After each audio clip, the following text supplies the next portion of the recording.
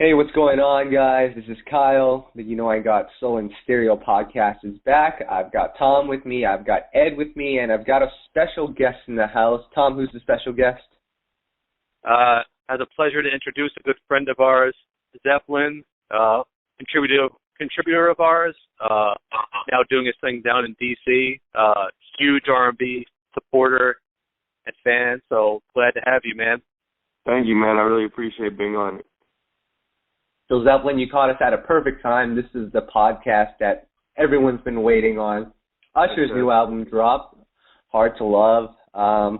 We've been pretty critical of Usher over the past 20-something episodes, and it's finally reached a point where we're able to talk about Usher and his album. But we'll get into that later.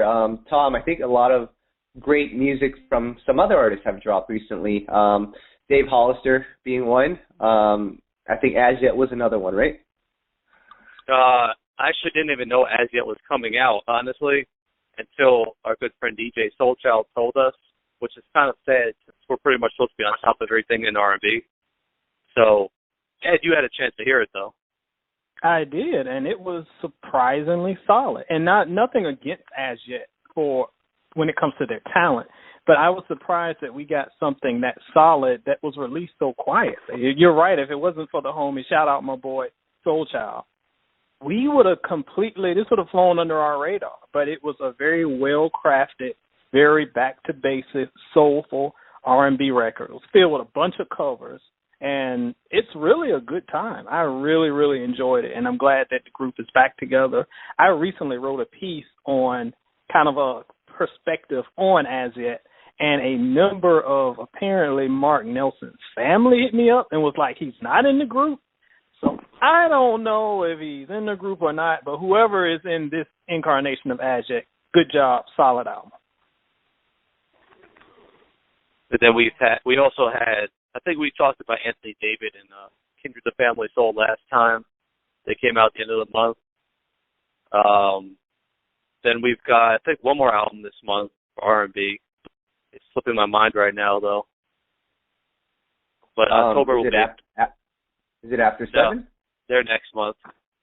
Oh, okay. But, yeah.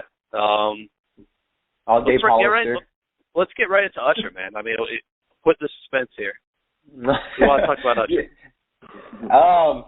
Actually, before we get into Usher, I'm just kidding. We'll get into Usher now. We'll get into Usher. Zeppelin, are you ready for this? What's up? Okay, so I'll let Zeppelin take the first stab at this. First of all, Hard to Love, Usher's 8th studio album, came out on Friday. Have you had a chance to listen to it yet? I haven't listened to it in its entirety. I've heard a couple of songs off of it. So yeah, I can't sit here and actually say I was anticipating it. So yeah, I haven't, man, to be honest. What is your earliest memories of Usher? Man, that's an amazing question. My earliest memories of Usher, sheesh. I don't know, man. I feel like I saw him on one of those, like, magazine covers shirtless or something, man, when I was, like, really young. Like, I don't know. When he was kind of, like, in, the heyday, selling 8, 9 million, 10 million albums, man. First song-wise, though, since I'm still pretty young, probably something off of 8701. I don't know, maybe something like You Got It Bad or one of those. I think was probably my first memory of Usher. I think your perspective is interesting, though. You're younger than us. Yeah. 2 years younger than Kyle. What does Usher even mean to your generation? Well, I think great question. I think that he is a legendary figure in the sense that he has probably across the board one classic album. I think everybody can agree with that, depending on how deep you are into his music, maybe 2. And so anybody that has been able to produce, one or at least 2 classic albums, go diamond, and have a constant string of number 1 hits, I definitely think, means a lot. So for my generation, he's still a mega superstar figure. At this point right now, though, it's kind of like he's like the young uncle coming to the cookout, still kind of trying to look young. And like, it's like that sort of thing. Like, he's still cool because of his history, but it's like he's still, like I said, he's like the young uncle trying to seem hip or trying to get down with the kids. So I think currently that's kind of like the current. And this is no shade at Usher. I mean, he's an absolute legend, spectacular figure. But the music, I don't think is living up to what his past catalog has been. I don't know. Well, how do you all feel about that? That sounds like a good segue into Ed. It sounds like a good segue into your review.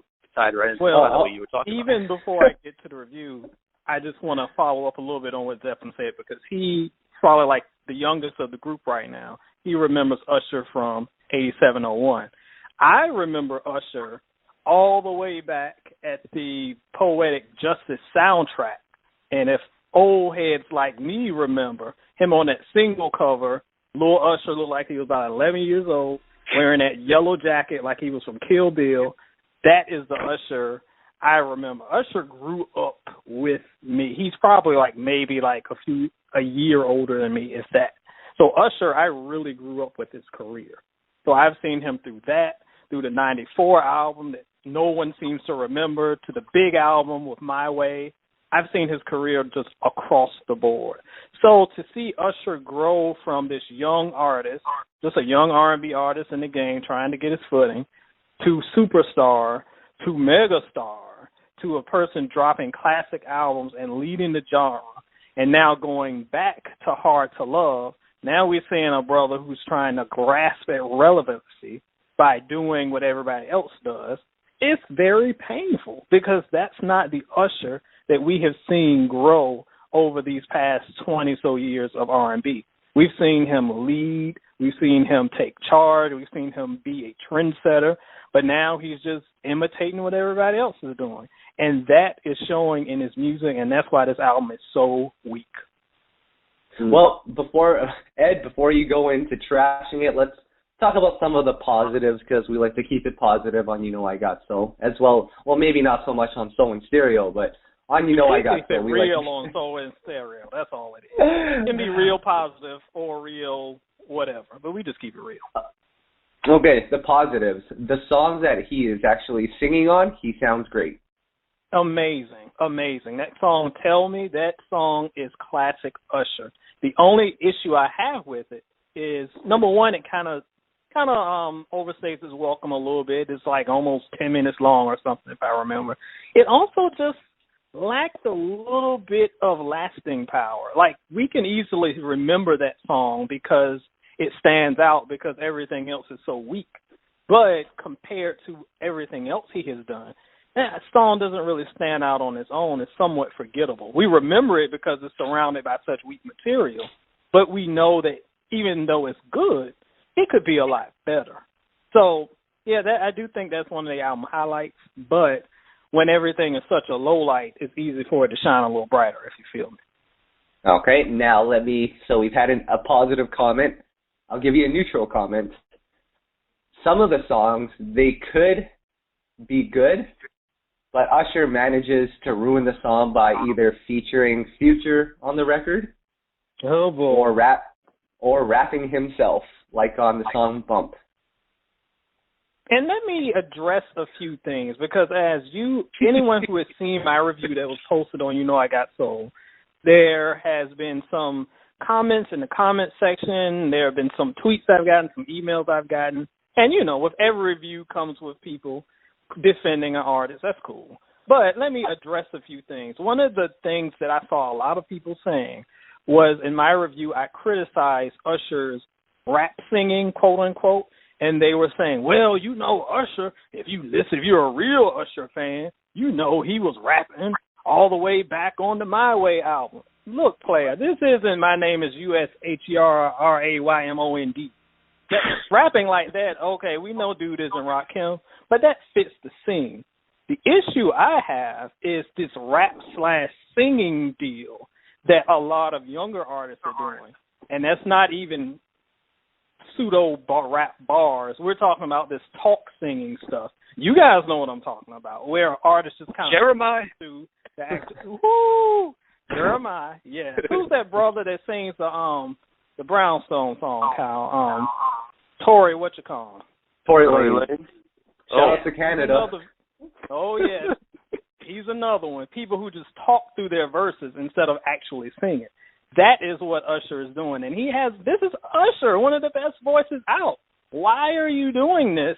You have no reason to do this. So I have no problem with rapping, but don't pretend to sing when we know you can. Tom, you and I had this. Well, Tom, you and I had this conversation about the Usher album.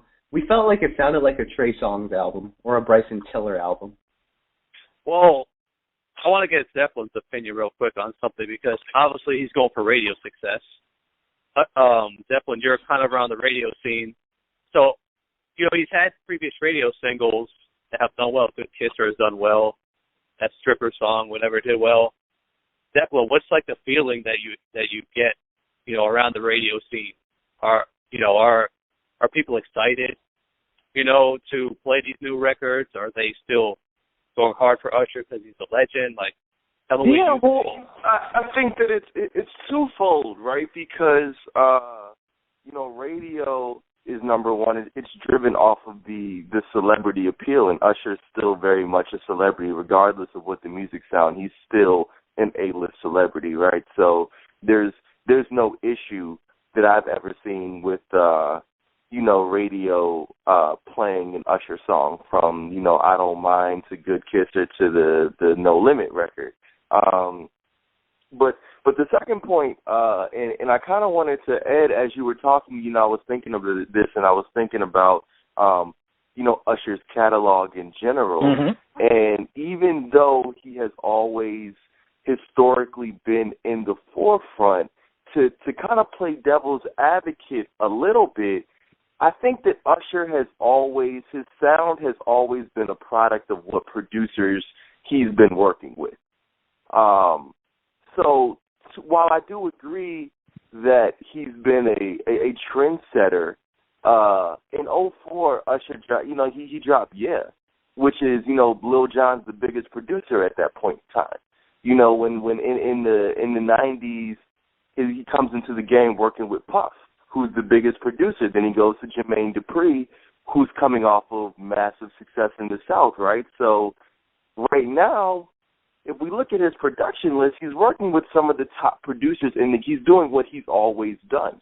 It's not like Usher was the D'Angelo or the Maxwell, the person who's taking time to kind of craft his own sound. He's always just kind of, got in where he fit in and worked with the top producers. So, is it less about the music that we're talking about nowadays, or is it really Usher, or is it more just kind of the music that's being produced nowadays in regards to R&B? Well, see, that's a great point, and I wanted to bring that up too, because the Usher defenders brought that up too.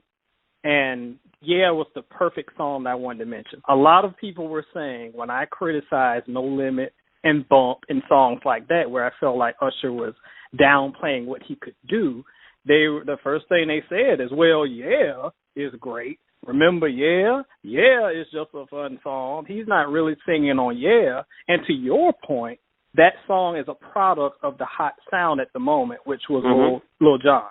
So let's take it like this. Look at what Yeah did. When Usher sang over that Yeah beat, he was the first to actually take that crunk sound, make it R&B, and look how many clones came after it. The Sierras and the thousands of other songs.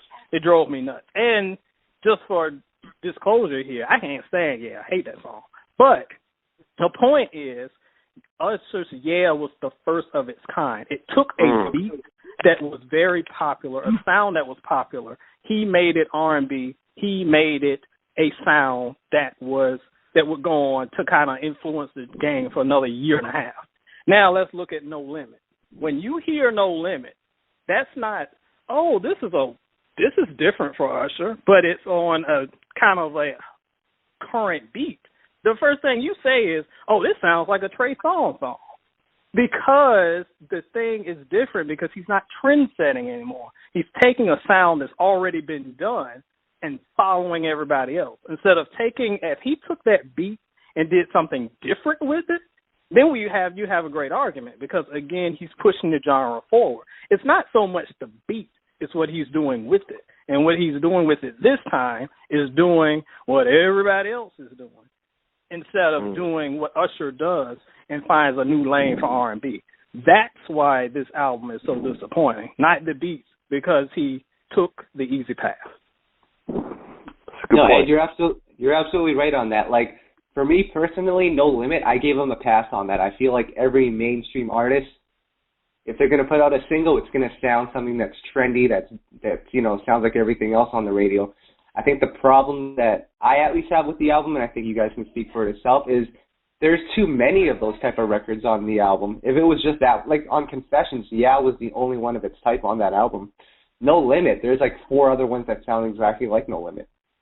And they all sound like rejects and copies of stuff we've heard better done from younger artists in the past. That's the problem. Future. You know what's a shame, though? It's like, when we interviewed Jermaine Dupri a few months ago, you could tell, we asked him about Usher, and it's like you could tell he would love the chance to create another Confessions with Usher. But he didn't get that chance. And it's almost like he had to bite his tongue about speaking about the new music, talk about how he had a new record coming with Future. I'm sure Jermaine was really excited to hear that one. But really, I mean, the fans would love a Confessions Part 2. Why can't we have a Confessions Part 2? Anyone? Well, see, I brought this up in my review. I'm okay without a Confessions Part 2. Like, if we get one, cool, but I'm okay with not having that. I'm okay with letting that work stand on its own, because the second he drops an album called Confessions 2, it's going to be inevitably compared to that first one, and that's a super high bar to set, especially with an artist late in his career as Usher is. Usher's a young guy. He's probably in his mid-30s, but he's been in the game a long time. So just being honest, his peak is past. Just being real, sorry, Usher fans, his peak is past. So it's going to be very hard for him to go back to that sound, especially if you call something Confessions 2. If he wants to take something in that lane and kind of build on it, cool. But directly comparing it, I think, is going to be kind of problematic for him. But again, the point is, what he needs to do is to just develop a new sound instead of falling back on either his older stuff or what the youngins are doing now. Because when you're an artist who has always led the pack, you never want to be the person following somebody else. It just doesn't make sense to me. Even if following somebody else is following your old stuff. Like, it's not going to work. Yep. Now, on to some other news regarding Usher. So we talked about the album and what we thought of the album. Now comes the fun part. First week projections are out for the album. Let me give you some perspective on this, all right, guys? So Tyrese Black Rose sold 78,000 first week. Okay? Maxwell first week, I think, sold about 50,000 first week. You guys still with me here? Mm-hmm. Everyone's favorite, or Ed's favorite person to talk about on Twitter, Sierra, with the Jackie album, sold 25,000 first week. Usher is projected to sell 20 to 23,000 first week. Let that sink in for a second. That's really bad. Remember, this is Usher. It's like I can't even laugh. I don't like to laugh because it's like almost. No, like you don't want to. We're not rooting for his downfall here. I mean, it's just sad to hear that. I don't even know what to say. It's almost unbelievable. Can I give you some more numbers? Fantasia's last album, 32,000. And we're talking about. What was Usher's album before this? How much do you know the first week sales of that? Looking for Myself sold 120,000. Wow. Well, I will say it's a little unfair to compare that because that album he still had a little bit more luster, and Climax was pretty huge. So right. I was just trying to see the drop off, how big it was. But yes, that's a drop off. And again, before folks are like, oh, you just love to kick them when they're down. Ed, look, player, I want R&B to thrive, and if that means Usher sells 500,000 in his first week, great, because it's great for the genre. But this is the first, and I was telling Kyle this before the call, this is the first time I have ever reviewed an Usher album, and people were saying, I didn't know Usher had an album coming out. This is Usher. This isn't As Yet that just dropped, where people were like, oh, we didn't know that was out. This is Usher, and people don't know the album is out. That is a huge mark against you. I don't know what was going on with the promo, with that rollout, but something failed. And if these numbers are true, again, we don't know if these are solid yet. My man Kyle has the inside scoop, so if he says it's this, it's most likely going to be this. But there is something that really fell through, and I think that between the rollout, between alienating the core fans, kind of catering to younger fans who, will stream Low Limit, but not really check out the album, I think that it's going to be a wake-up call. Well, I mean, to be fair, Usher did go off to film that the boxing movie, Hands of Stone, so that took about 2 years of his time. But roundtable discussion here. 2014, Good Kisser. She Came to Give It to You with Nicki Minaj. I Don't Mind with Juicy J. What if he put out the album then as opposed to now? Same result? I don't know what happened. Good Kisser was a great song. That once again, that's a song that pushed R&B forward because it really sounded unique. It sounded like a Usher song. When you heard it, you knew exactly who it was. Once you didn't say, "Oh, I wonder who this is." It's Usher. And I don't know what happened between that and now, but that batch of singles just kind of fell by the wayside. We got this album, and something just really dropped, homie. I think we would be talking about a much stronger album if he dropped it a couple years ago. Yeah, Tom and I were talking. Yeah, I mean, Tom, I think you kind of just predicted that he may have scrapped that whole album and started over. Yeah, I don't know why, label pressures or whatever, but it is what it is, There's screenshots of him in the studio with Jermaine Dupri and Brian Michael Cox recording an album. I remember that. Yes, I remember that. So where did that even come from? I don't know. I remember, and I know he's not R&B, but listening to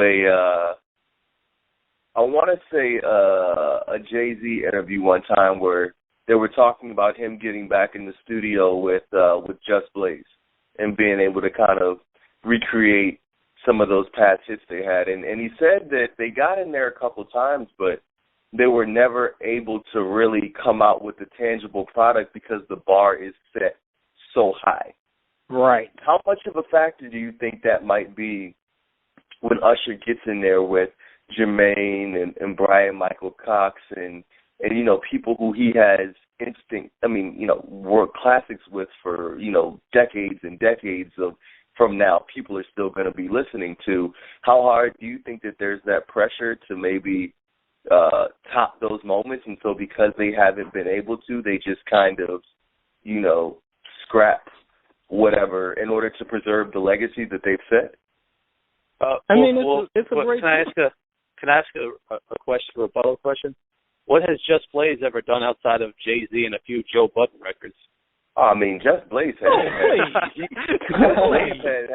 he had a string of hits. With the Diplomats, Diplomats. Oh, come on, you can't act like the Diplomats are anything talented. In the early 2000s, correct me if I'm wrong, but Joel Santana and what's my other guy's name in Diplomats? Not Jim, but the other one. Cameron. And Cameron. Wow. Kind of ran things. They were up there, right? Like they were kind of superstars for that time period. You must have missed a few podcasts. I said hip-hop died in 98, 99, so I don't acknowledge anything after that. Yeah, and then I got my plane ticket and booked a flight to go up there and throw down with the homie, because come on now, player. Right. Now, what is that? 2007, then maybe we can talk. 98, 99, please. Plenty of classics. We still had hits coming in the early 2000s for hip-hop. We had some classics. What name these classics. Hold up. What do we got? speaker box up below. Listen to the silence. Listen to the silence, player. Remember Please, something. I don't acknowledge Southern. For you, homie. I don't acknowledge Southern hip hop, man. Southern hip hop it never existed to me. So. Okay, that's fine. The college dropout, late registration, graduation. Now I wouldn't call graduation. I wouldn't put graduation up there. With I wouldn't put graduation. Those two, yes. The first two, yeah. The third one, no. I mean, and you're forgetting about Blueprint and Stillmatic and there we go. His first album. My gosh, don't let me turn it to a hip hop podcast. Okay, we got a couple albums in like 2 decades, so all right, whatever. Moving on. The thing, we do have classics though, but back to the question though. How do you all feel about that? Like there being that maybe a little bit of hesitancy. Well, I mean, it's a great point. Now that Tom's got my blood pressure up because he knows how to do that expertly. But, I mean, it goes back to what I was saying about the Confessions 2 type deal that so many fans want. Like, the bar is just too high. And a lot of times when you create something that great, you're in a certain mind space, you're in a certain place in your life, and 10 years, 20 years removed from that, it's hard to revisit that magic. You can slap a number on it and be like, this Confessions 2, this it's such and such too. I'm not going to name any artists that recently had a part 2 to their album trying to capitalize on old fame because I don't want Tom to get me in trouble. But I'm a chill, Tom. I'm a chill. So what we're talking about is revisiting that and recapturing that magic, and it just can't be done by getting the same people in place or changing your album title. It has to do with an experience, and that's not always something that can be easily replicated. Yeah, but the thing is, like, my answer is, does Usher even create music? Like, from the way it seems throughout his career, music was handcrafted for him based on maybe he's told what he was going through. They made the music for him and he recorded it. Has Usher even been ever involved in any creative process? Oh, well, see, that I don't know. I always assume that there is kind of like a half and half deal. Like, there's definitely some things that are put on his plate, but then he has to step up and deliver from his personal experience. And I don't know the answer to that one. Kyle, do you know? Mm-hmm. Well, I'm looking at his writing credits right now. He is on the writing credits, but I mean Beyonce's on the writing credits for every song too. So it might be the same. Might be the same deal. It might not. I'm not 100% sure on that. Don't get me talking about Beyonce's writing credits. Now another interesting point is so one of the downfalls or one of the reasons why we believe he didn't sell as much. Number one, I think primarily we could all agree the music just didn't connect with his core audience. Number two, I think we can say promo had something to do with it, which I want to get into later. But number three, what about the album cover? I don't think people even realize that was Usher. What is that, a rock? I don't know. It's a bust, homie. Shout out to my boy Luke James, a fellow reviewer. He was like, why is there a bust of Larry Fishburne on this album cover? And the point is, like, you have to have something that resonates, again, with your listeners, and I guess that's supposed to be Usher. I don't know who that is. Well, the album cover doesn't even say Usher anywhere. It just says Hard to Love. So if you don't even recognize... So that's a problem. Yeah. All right, guys. Last Usher question before we leave it and we talk about some other R&B stuff. Are you guys ready for this one? 20,000 first week. Is Usher done as a R&B/pop international superstar? Is that over for him? I think it's a little too soon to say it's over, like it's a wrap, like, retirement, like hang the jersey from the rafters. Like, I feel like it's a little too early for that, but if these numbers are what we say, if the album is what it is and he stands by it, and if he tries to follow up again and we get another dud, it might be a wrap, homie. Well, we've seen other artists go through a similar thing. I mean, what was the last time Mariah had like a successful album, and she's still a global superstar? That's exactly what I was thinking. That when you asked that was exactly what I was thinking about. It's like I think that once you attain a certain status that they've achieved, while you might not be popular amongst the youth, you know, he can always go anywhere overseas, and, you know, he can do a residency in Las Vegas at this point, right? Like, it's certain things that once you achieve a certain status that you just lose.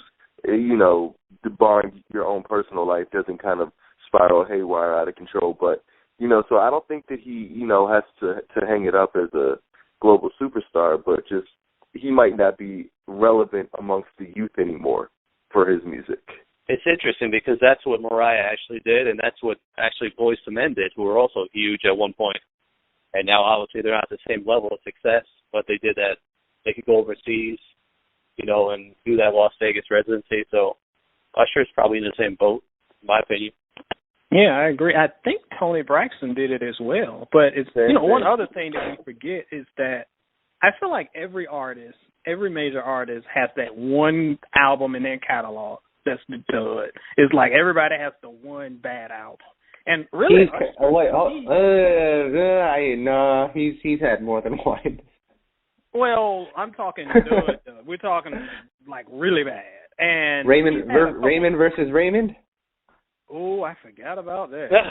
But Raymond versus Raymond is not hard to love. Trust me. Like it's down there, but it's not that down there. And I feel like moments of classic Usher too. Right, and this is the only one where it's like complete. Wow, what were you thinking? That one, which I had erased from my memory until just now, that I almost want to take back my statement. But I still say that every artist has that one album that's like ooh, and you know Usher has this one. He can rebound. Are we going to get another 5-star classic down the line? I don't know, but I don't think it's soon enough that we should write him off just yet. Damn. I mean, I'm sure that L.A. Reid will probably wind up signing him again as he has everybody else and trying to recreate one more magical album with him in the near future. So it wouldn't be surprising. That's exactly what Tom and I were talking about. Like, just the promo for this album, it doesn't seem like it's there. So I think this might be his last album on RCA, if I'm not mistaken. My prediction, you're right. He'll either sign with L.A. Reid at Epic, or he might go to Rock Nation. He seems to be really tight with Jay-Z.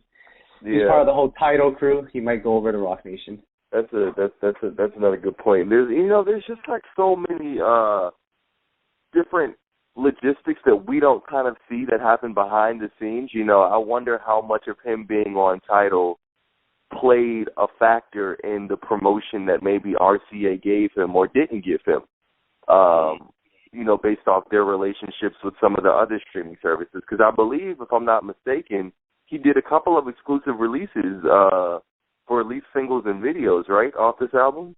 Just like Tidal exclusive, you know, so those sorts of things probably, you know, play a factor in some of these marketing meetings when they talk about how hard or, you know, what they're going to do to kind of help boost an artist's sales. So, you know, I think it all plays a factor, and it's just kind of time for him to maybe look for a new home. Yeah, the 2 or 3 people who subscribed to Tidal must have been really excited about those releases. Come on, guys. So I'm thinking right now, guys. So correct me if I'm wrong. The biggest pop R&B stars, or at least to me, in my generation, it would be Beyonce, Usher, Justin Timberlake, and the next person, I don't know if she's going to fall victim to what Usher just went through, but that's Alicia Keys. Do you see her going through the same thing? I really struggle to figure out what's going on with Alicia right now. Like, I don't, and it has nothing to do with her no makeup campaign, which I actually think is pretty cool. But as far as just her direction and music, and she just seems all over the place right now. So I hope that we get something a little bit more solid. I don't want to put her in that category yet, but I don't know. She's a big question mark. You know what? I'm going to say no, only because Alicia creates her own music. Right? So at the end of the day, when we talk about Usher, we talk about Mariah Carey, Toni Braxton, even Boyz II Men, we're talking about people who historically have had to kind of rely on producers and songwriters to feed them to a certain extent. Whereas Alicia has been known for her ability to kind of create her own music, and so I think she's always going to be able to tap that genuine place that we love so much in artists. She's always going to be able to do that, which is why I don't think she'll fall as low as we've kind of placed Usher in this conversation. That's just my opinion on Alicia. Yeah, but I think, and you're a radio guy, you might know this, but she's in a dangerous place right now because she can't really appeal to the younger audience anymore. I mean, she can't make music for hip-hop radio at this point, and I don't think she's going to try to strive to go strictly urban AC. So what is her route? I mean, she's been crossover pop in the past. I don't know the if Adele sound. To do that. The Adele sound. The Adele sound. Well, that's the thing. The Adele sound is like the only option. Can she do it? It depends, man. It depends. I think she can. I mean, she still has name value, too. Don't forget that. I don't know. Tom, I'll make sure to prep your NyQuil for you. I think I think she's about one hit away. Alicia has always seemed to just be one hit away from, reclaiming that spot. I just want to know where it's playing, which radio format. How important? I mean, and I know we're not getting into this conversation, but how important is that? I mean, for sales, that's a huge part of it. As us, it was important to him. But hold on now. Let's look at some of these albums that have sold very well that did not it didn't have leading rate. Like Frank Ocean had no radio single at all and did very well his first week. That's a different animal. Among the kitties. Yeah, that's a different era. The thing with Usher, Usher on the brain. The thing with Frank is that he had like 4 or 5 years of build, all that weird stuff where he was making stairs on the freaking internet. Like, he just had so much mystique about him that people were just going to buy it. He could have just put out a blank CD and people would have copped it. So I think that it's hard to compare him to the standard. Okay, so then we'll just go ahead and exclude, obviously, then, Beyonce and Kanye. We'll exclude both of them too, right?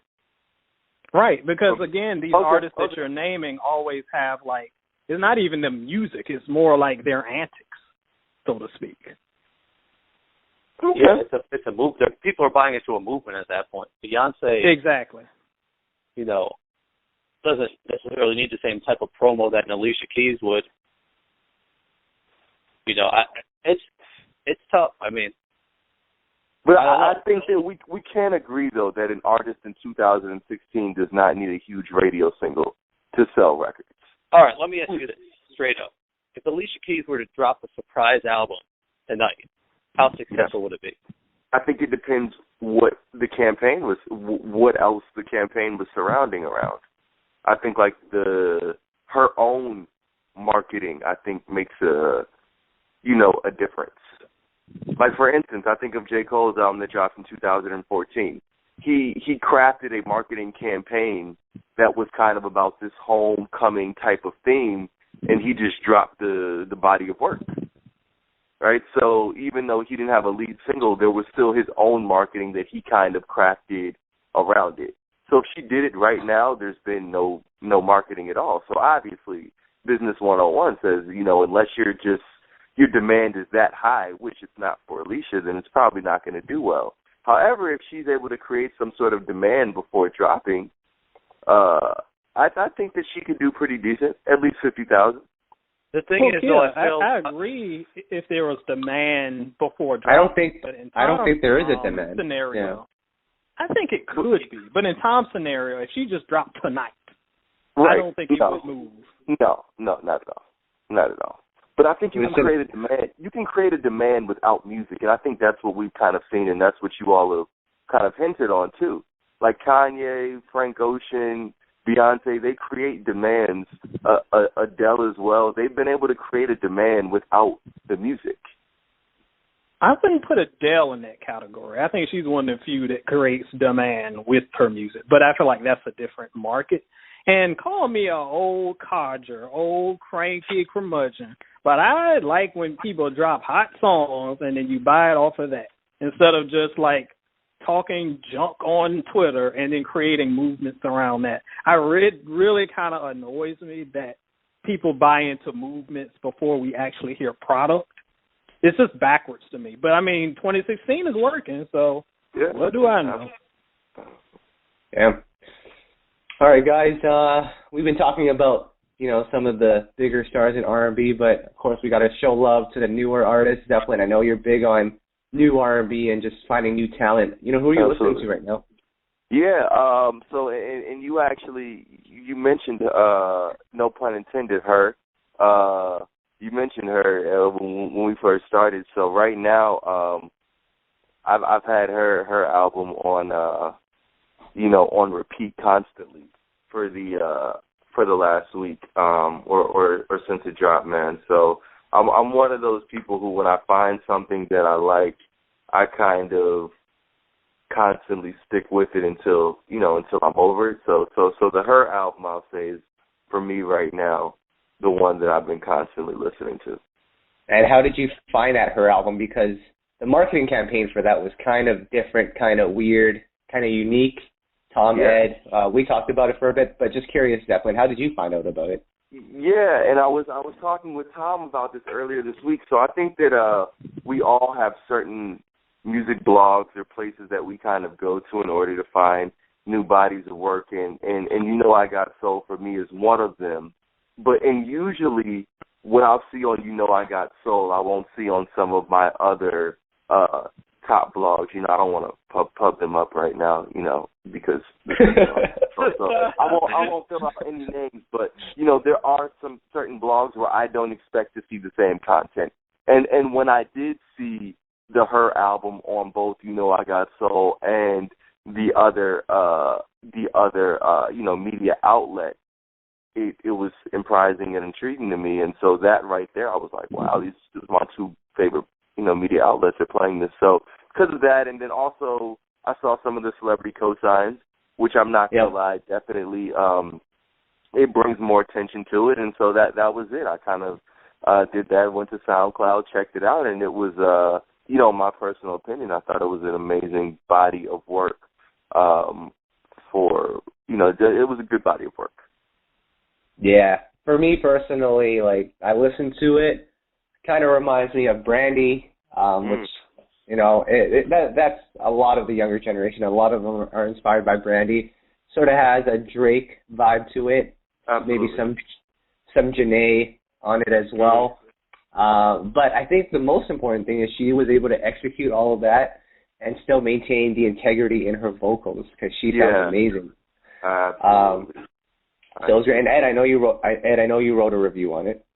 I did, and as part of my little unspoken rule, I typically don't review EPs and mixtapes because there's just too many of them. And I feel like if I give a mixtape 4 stars, it's not the same weight as giving like a album 4 stars, because an album I feel like should be judged differently. But this was just so good and so inspiring that I just had to write something. And it's one of my favorite pieces of work so far of the year. It blew me away. It was out of nowhere.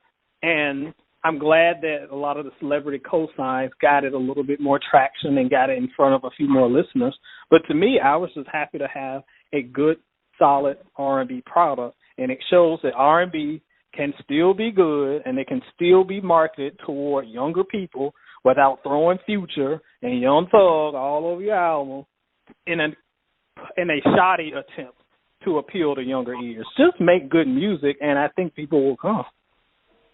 Hey, you know what's pretty cool, Ed? Your review was actually picked up by Genius.com. Word! This is breaking news on the podcast. I did not know. I just got the notification earlier. Yeah, that's pretty cool, right?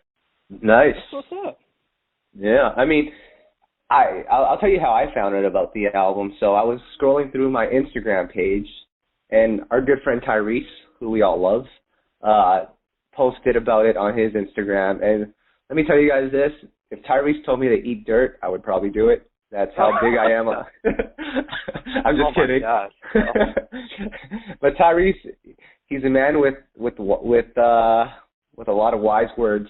So I went on, I checked out the project, and as I was doing that, I was scrolling through my Twitter as well, and you know what? I saw Wyclef tweeting about it, Alicia Keys tweeting about it, the radio guy Sway, I saw him tweeting about it. I'm like, okay, what's going on here? Checked out the project, loved it, but started to really think about, okay, what's the marketing campaign behind this? Is it just a bunch of people co-signing on a project from somebody that no one knows about? And it was just a really interesting idea. And this came from a major label as well. And like you guys already know, releases from a major label are as conventional as they can be. So the marketing campaign behind this and the release, it's interesting. But how do you? Because I mean, obviously we've seen the effect of it immediately. You know, it's a lot of fans have gravitated towards it. What's the long term of her and the marketing campaign behind it? You know, we haven't even seen her face yet. And see, this is where, and Tom and I talked about this a little bit, and you too, Kyle, this is where her, whoever she is, has to show and prove. Because her campaign so far was a great way to get someone to listen to a project who otherwise wouldn't have listened to it because of the mystique. So what she needs to do, she can't hide behind that little silhouette all the time. When she comes out, she has to follow up with even stronger material because she now has our ears. So now that she has that, which is step one, she has to really capitalize on that. So if she comes with a full album that is as good or preferably even better than what we heard, it's a star in the making. Like, a star will be born if she capitalizes. Now, if she come out with Young Thug in them and takes a step back, then shot yourself in the foot because she has gotten a little bit of appeal right now. So the audience who is appealing to her is that audience that is traditional, old school, just bread and butter R&B. Those are the fans. So you have to continue to appeal to them to another level. If you try to back it up and try to go top 40, or you start bringing in the Bryson Tiller dudes, you're going to mess up. So she has our attention. If she follows through, it's going to be big. Yeah, now, I agree. Now, Tom, we know the identity of her, right? Of course. It's pretty obvious. Well, let me give you some backstory on, because I was trying to do my research as I was listening to the album. So my good friend, DJ Camper, who, has supported us throughout the years on the website, I keep in touch with him, always try to find out what's going on. So obviously I texted him. I'm like, hey, I just listened to this H.E.R project, heard your, name on a couple of the songs, so I know you're involved with it. Can you give me some information on it? And DJ Camper's a cool dude. He'll normally give me the inside information, but for this one, he's just like, I can't tell you. It's a secret. And that just lets you know how serious they are about this project and the identity and I guess the gimmick behind it. But Tom, on I Got Soul and Serial podcast today, let's ruin the gimmick. Who is the female behind the silhouette? Well, if you know what Gabby Wilson looks like, you could see the silhouette looks exactly like her. I mean, that too. I didn't want to say that in the review, but I was kind of like, yeah. I mean, I'm sure most people are probably going to catch on at some point. I'm just curious, once she comes out with her first video, I'm just curious how the unveiling is going to eventually turn out at this point, When are they going to show her off, I guess? And then what if they like, oh, I remember her. Like, we saw her a couple years ago at the BET Awards or whatever that was. I don't know. What if they do? What if they do it like how they did in wrestling with Mick Foley? You'll have Mankind, you have Dude Love, and you'll have Cactus Jack. Wow. So come out with the mask on? With a mask. Yep, with Mr. Sacco. And then you'll have Gabby Wilson with the guitar. And then you'll have another gimmick. I'm ready. Oh, boy. And then, Tom, go ahead. Yeah, so I know we're running out of time, but Zeppelin, I got one more question for you I want to get your perspective on, since you represent the younger generation here, early 20s. you know, a lot of people our age and older say R&B is dead. You know, it's never coming back, whatever. What is your perspective on R&B right now, and how do you see it? Yeah. So I think that everything in music evolves, right? So obviously the people I would imagine in the 90s who came up in the 60s and the 70s were like, what is this music that you all are playing? This is not R&B at all, right? Like, this is a bunch of either samples or a bunch of people crooning, or, you know, there's too much hip-hop in it. You know, they're not singing about love enough, right? So I think that to them, R&B had died in the 90s, which we would potentially see as the golden years of R&B. And so right now, I think that we're kind of in a similar space in the sense that, yes, will R&B ever return to its, you know, form of that it was in the 90s? Absolutely not. I don't think that we can expect it to, because music is always evolving. I do think that there are certain topics that R&B is going to have to get back to, and there's a certain level of vulnerability that R&B is going to have to get back to if it does want to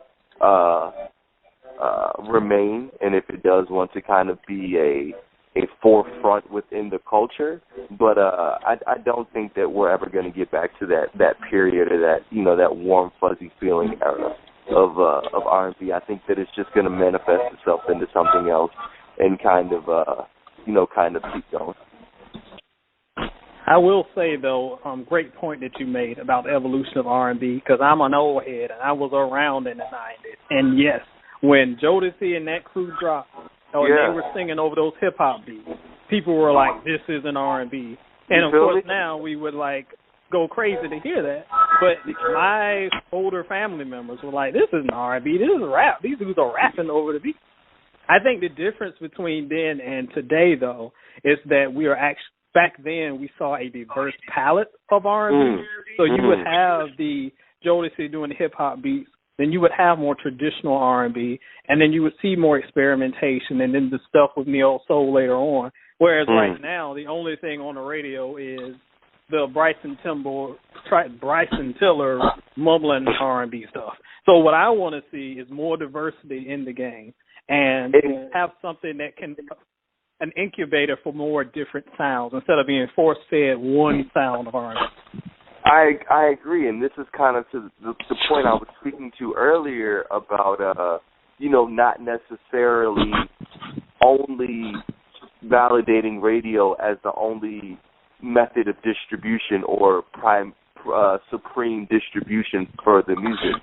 You know, I think that the larger that we see some of these streaming platforms get, and the more integrated they get into the culture and society, is when I think that we'll kind of be able to get into more of that diversity, because, you know, radio has lost a lot of its flavor, a lot of its swag, and, you know, they're kind of forced to play a set number of songs. And so naturally they're going to play what they think the young kids want to hear. However, the spinoff is that, you know, we have other forms of distribution in 2016. I think that the larger that those grow and the more impactful those become in the culture, I think that, we'll start to see some of those other things.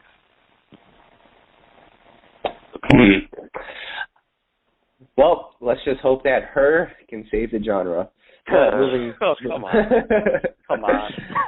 Moving. I mean, you never know. New Sabot going to save the genre. Look at that.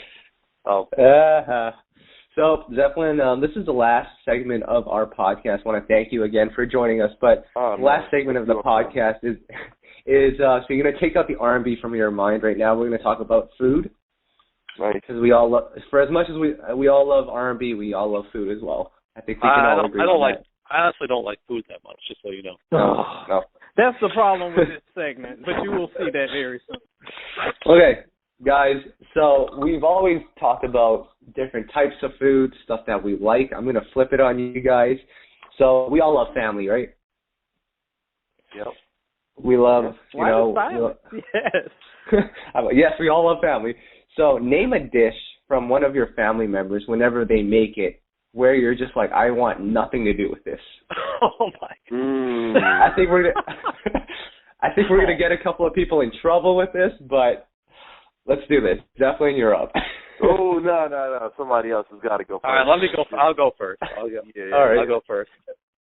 And you don't have to call them out, whoever makes it, but you can. It'll be funny. If you're listening, Mom, I apologize. But your meatloaf wasn't very good, and I hated every time it was served on the dinner table. Oh, man. Meatloaf. Can't stand it. Sorry. Ed? Man, I mean, Tom and I are actually going to agree on something. I hate meatloaf. I hate my mom's meatloaf. I hate my grandma's meatloaf. I hate your grandma's meatloaf. Everybody's meatloaf is trash, and I don't care what they put on it. That little nasty red ketchup stuff they put on top is disgusting. Meatloaf is trash, and I also don't like okra. I don't care whose grandma made that okra. It's disgusting. I don't care if it's fried, if it's slimy, it's nasty. Don't give me no okra. Don't give me no meatloaf. And it always ends up at, like, the family gatherings, too. And it does not get on my plate. What even is meatloaf? I don't even understand what it is. I don't know. It's like, I don't know what it is. It's like mushed up hamburger or something. I don't know. It's disgusting is what it is. Oh, boy. All right, man. All right, so for mine, this will actually be something my grandma makes. So just to give you guys a little bit of background, in the Chinese culture, fish is regarded as one of, like, the most amazing dishes of all time because it apparently makes you smarter. I don't know if there's any science behind it, but fish is supposed to be that thing that helps you in every way. I mean, health-wise, I think it's like brain food or something. Yeah, absolutely, yeah. And I think it's not the most fattening food, so it's good for you, right? The only problem is, and I think this is all fish in general, when you get off work or you get off school, you've had a long day, all you want is a nice meal that's going to fill you up, will satisfy you. Every so often, my grandma would cook us fish, and I don't know about you guys, but eating a plate full of fish, it doesn't hit the spot. It just so it you just got doesn't. like fish like an after school snack or something? No, for dinner. But okay. the way she used to cook it is she would steam it. So yeah, it wasn't the most satisfying thing. So I'll go with my grandma's fish, but I don't know about steamed fish. That's another level player. Sorry, Grandma. All right, definitely.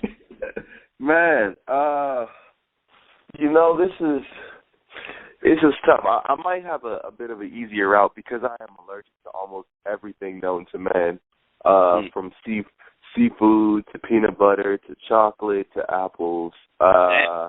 Apples. I've never heard of someone allergic to apples. That's crazy. Apples? Yeah, I can't eat apples raw. But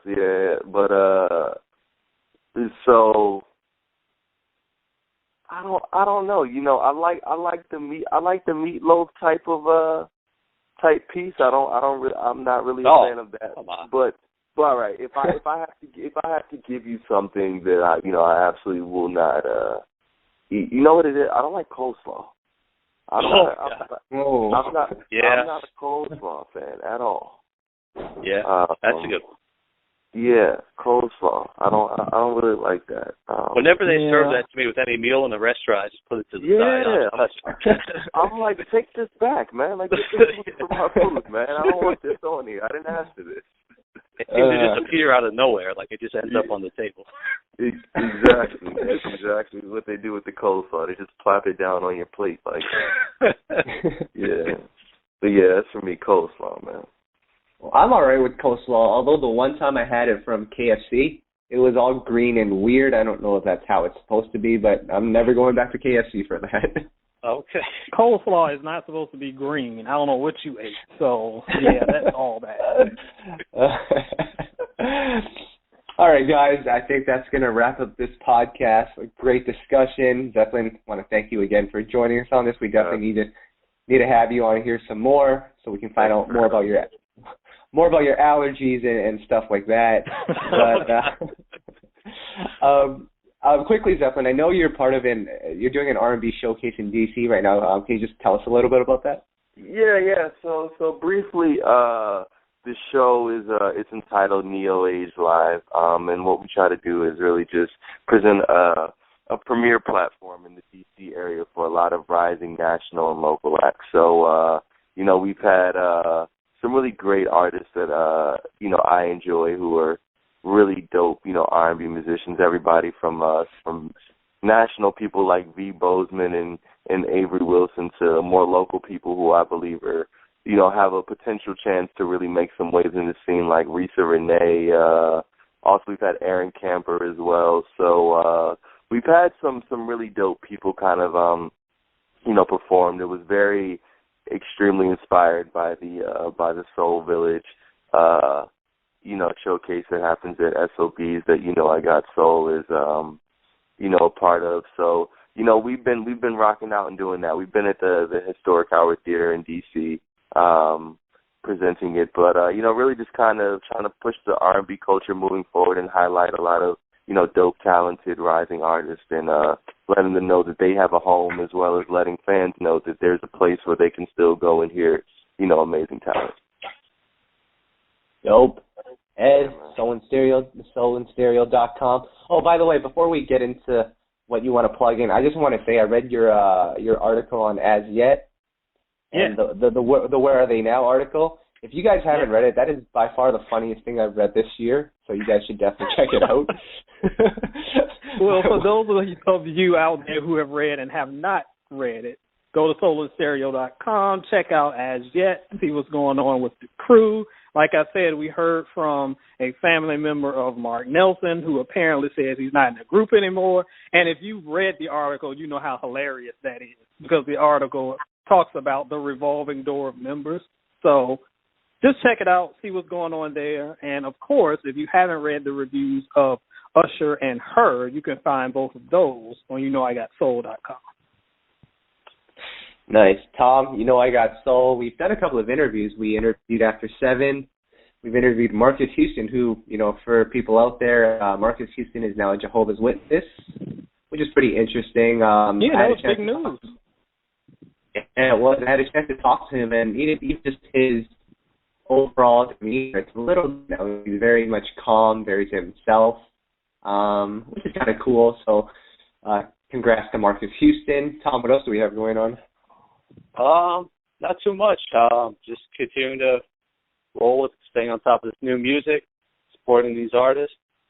Hoping we have more good releases this year. It's been a slow year. Hopefully we can find 100 good songs for our list this year. I'm not sure, but we'll see what the last quarter brings us. Damn. And we'll finish it off with this. Usher released Hard to Love. We've been ragging him for about the last 20 podcasts. Are we done with that now since he's put out the album, or is this going to continue? No, it's going to continue. It's going to continue. All right, that is fair. All right, guys, this is Kyle here. I'm signing out. Got Tom, got Ed, got Zeppelin with me, and we are out. Peace. We out. All right.